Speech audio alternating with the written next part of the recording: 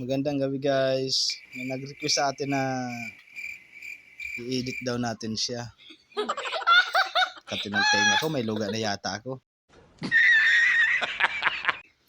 Ito yun, i-edit ko raw siya. Di ko alam kung ano yung edit kaya bibidyo na lang kami.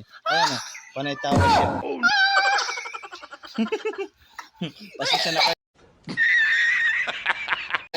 Pasensya na kayo guys sa camera natin at medyo blurred. Wala pa tayong pambiling cellphone. Pwede na! Ayan i-edit ko raw siya. Kaya tawa kasi ng tawa sa mga ini-edit ko eh. Kaya yan, nag-request na i-edit ko raw siya.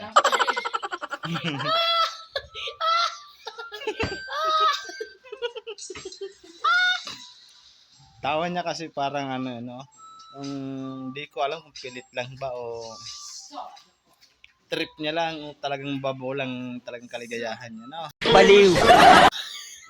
Kung tumawa siya kahit yung mga bagay na hindi naman nakakatawa, tumatawa siya. Ganyan siya eh. Masyado siyang masiyahin. Pwede na! Di ko alam sa bata na to eh. Doon siya masaya sa mga ganung bagay, yung tatawa siya kahit di nakakatawa. Yung makikita niya yung mga funny video natin, doon tawa siya ng tawa. Kaya minsan pag nag-i-edit ako, parang yung nawawala yung isip ko doon sa ini-edit ko kasi imbis na makapag-focus ako sa pag-i-edit, ang nangyayari kasi natatawa ako kasi tawa kasi siya ng tawa eh. Kaya yung dapat kong ilalagay sa edit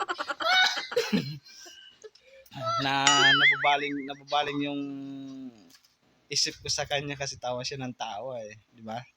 Ay siguro naman kahit sino naman ganun pag yung isip mo may Ang gulo na naman! Ang gulo magsalita eh! Hindi maintindihan ba sinabi? isang bagay kang ginagawa tapos biglang tatawa yung katabi mo tulad nito yan.